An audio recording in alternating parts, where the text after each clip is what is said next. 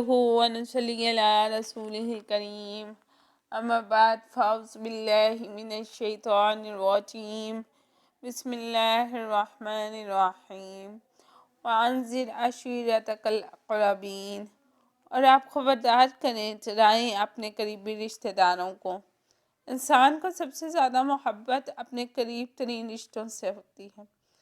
انسان ان کی خیر کا حریص اور ان کے نقصان سے خوف زدہ ہوتا ہے۔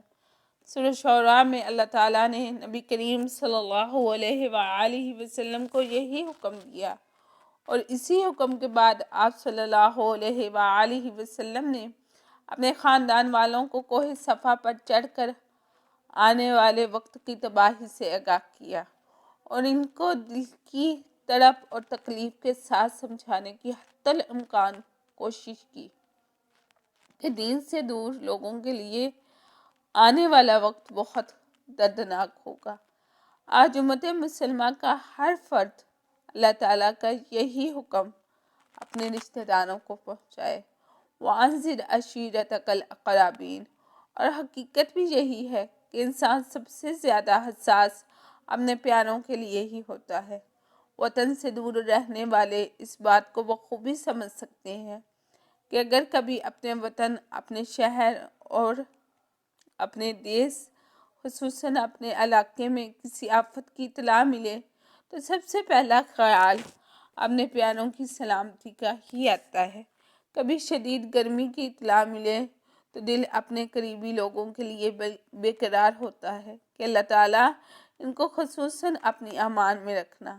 پھر ایسے کیسے ممکن ہو سکتا ہے کہ انسان قرآن پڑھے اور وہ اس بات سے بے نیاز ہو جائے کہ اس کے قریبی رشتہ دار اس کے پیارے آگ کے گڑھے میں گرنے والے ہوں، اور وہ صرف اپنی جنت کی تیاری میں ہی لگا رہے۔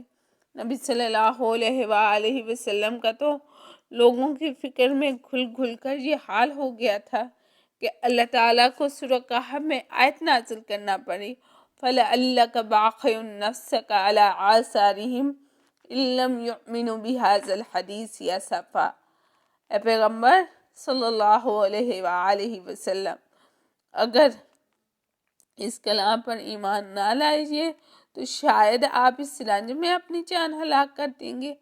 آپ صلی اللہ علیہ وآلہ وسلم تو اپنی قوم اور اپنی امت کے لیے اتنے حساس، اور آج ہم اپنے پیاروں سے اتنے بے نیاز کیسے ہو سکتے ہیں؟ یہ کیسے ممکن ہو کہ میں تو عبادتیں کروں، دین سیکھوں، قرآن کی کلاسز لوں، اہل علم کی مجالس میں بیٹھوں، لیکن میرے پیارے ایمان کی حلاوت سے دور ہوں، میرے دل کو کوئی تکلیف نہ ہو، اور میں یہ کہوں کہ چھوڑو، وہ جانے ان کا کام، میں کیوں اپنی بات خراب کروں اور تعلقات خراب کروں۔ اگر ہم یہ سوچیں گے تو یاد رکھیے گا ہم حکم الہی کے انکار کے مرتکب مجرم بن رہے ہیں۔ کل ہمارے پیارے قیامت کے دن ہمارا گریبان پکڑ لیں گے۔ اللہ تعالیٰ اس کو معلوم تھا اور اس سے ہمیں خبر نہ دی۔ ہم کسی اچھی جگہ جاتے ہیں تو اس کی معلومات سب سے پہلے اپنے پیاروں کو دیتے ہیں۔ کچھ اچھا کھانا ہو تو ہمارا دل کرتا ہے کہ ہم ساتھ وہ بھی شریک ہوں جن سے ہم محبت کرتے ہیں۔ ذرا سوچیں وہ جنت کیسی ہوگی جس میں ہم تو ہوں گے لیکن ہمارے پیارے وہاں نہ ہوں گے۔ اس سفر میں اکیلے نہ چلیں، اپنے پیاروں کو اپنے ساتھ لے کر چلیں۔ میسج کیجئے، کال کیجئے، ملاقات کیجئے، تحفے دیجئے، محبت کا اظہار کیجئے۔ غرض کسی بھی طرح ان کو اپنے ساتھ دین کا علم سیکھنے پر رضامند کیجئے، ان کو اپنے ساتھ ملائیے، ان کو ساتھ لے کر چلیں، تاکہ جب ہم جنت میں داخل ہوں تو کسی کی یاد ہمیں دکھی نہ کرے، کسی کی جدائی ہمیں غم زدہ نہ کرے، بلکہ اس خوبصورت ترین جنت میں ہمارے سب پیارے ہمارے ساتھ ہوں۔ خود بھی دین سیکھیں، اپنے پیاروں کو بھی ہاتھ پکڑ کر پیارا محبت سے چلائیں۔